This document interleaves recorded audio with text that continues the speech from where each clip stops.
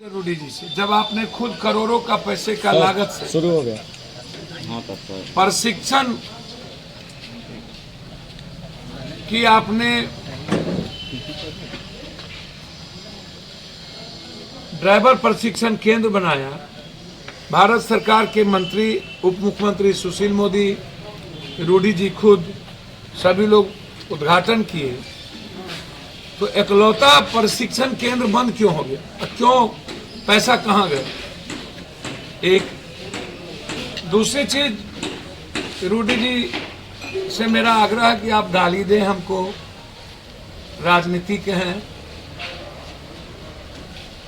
मैं ऑडियो नहीं सुनाऊंगा, एक ऑडियो में ना तो उनके लोग कह रहा कि अब अंतिम है उनका, गाली गलौज तक है, वो जरूरत होगी तो मैं आपको सुना दूंगा। उनके राइट हैंड और लेफ्ट हैंड जो है वो गाली गलौज कर रहे हैं कहीं फोन पर।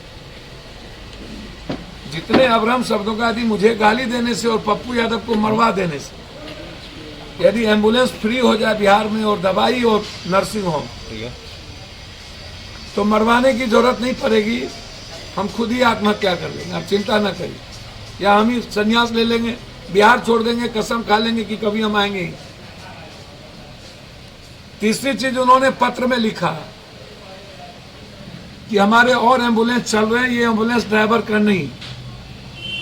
तो पहले तो आप ये बताइए कि ये सरकार का पैसा है, जनता का पैसा है, डीएम इसके अथॉरिटी स्लिप होते हैं, वो सिग्नेचर करते हैं, आप इसको कहीं कैसे लगा सकते हैं? आप सिर्फ रिकमेंड कर सकते हैं, आप इसको किसी पंचायत में निजी लोगों के घर पे नहीं दे सकते हैं, किसी मुखिया के हाथ में नहीं दे सकते। आप या तो सदर अस्पताल में होगा, या तो ब्लॉक के अस्पताल में, या तो पंचायत में कोई सरकारी अस्पताल है तो वहां के द्वारा यह संचालित होगा। ये जिम्मेदारी ड्राइवर रखनी और ड्राइवर नहीं रखने की जिम्मेदारी सरकार की है। मैं बार बार कहता हूं कि इच्छा शक्ति की कमी है नेताओं के भीतर, नियत सही नहीं है, कोई प्रिंसिपल नहीं है इन नेताओं के भीतर कि कब हमको क्या करना चाहिए। जब मरने लगेंगे तो डॉक्टर की बहाली है, सार 18 के बाद आज तक बहाली नहीं हुई। ये कहते हैं कि प्रशिक्षित ड्राइवर, जब लाइसेंस किसी ड्राइवर को मिलता है तो वो प्रशिक्षित हो जाता है। किस ड्राइवर को हैवी लाइसेंस की जरूरत है और किसको नहीं जरूरत है? चौथी चीज, ये अपने ऑफिस में और अपनी बड़ी बड़ी तस्वीर लगा करके जयप्रभा अस्पताल, जहां सरकार का पैसा लगा, उसको इन्होंने कार्यालय बना लिया। कभी डॉक्टर और कभी एक भी वहां कर्मचारी नहीं रहे। एम्बुलेंस इसलिए लौटा लिया गया कि अगले लोकसभा में जो मुखिया इनको वोट नहीं दिए उनके यहां से एम्बुलेंस लौटा लिया, चुनाव के ठीक 1.5 से 2 महीना के बाद। अगले कोरोना वायरस में भी 13 महीना पहले ये एम्बुलेंस वहीं लगी हुई। मैं इन्हें चुनौती देता हूं कि यदि सच में वो बता दे, भाई आपको तो कोई इलाज होगा नहीं, मंत्रिमंडल से आपको हटा दिया भ्रष्टाचार के आरोप में, तब भी आप थथरई करते हैं। आप जहां के चेयरमैन एमपी लोग के क्लब के बने हैं वहां भी घोटाला, तब भी आप थथरई करते हैं। पर्यावरण में एनजीओ आपका जांच होना चाहिए, तब भी आप थथरई करते हैं।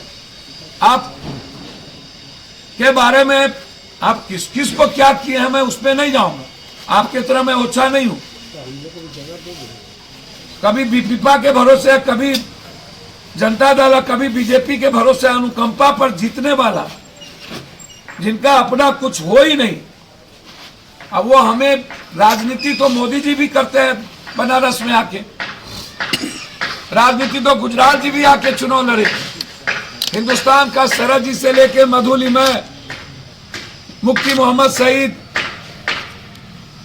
एमजे अकबर, चंद्रशेखर जी, अटल जी, जौहर साहब, शरद यादव, सब बिहार को और देश में सब जगह जाते हैं। देश में कोई, हमारी डेमोक्रेसी सबको इजाजत देती है सब जगह जाने, और हम एक पार्टी के हैं, मधेपुरा घर नहीं है। बिहार घर है मेरा और हम बिहारी हैं। जितने रूढ़ी जी आप लोग सब मिल के लूटे होंगे ना, उतना हम एक महीने में बांटते हैं।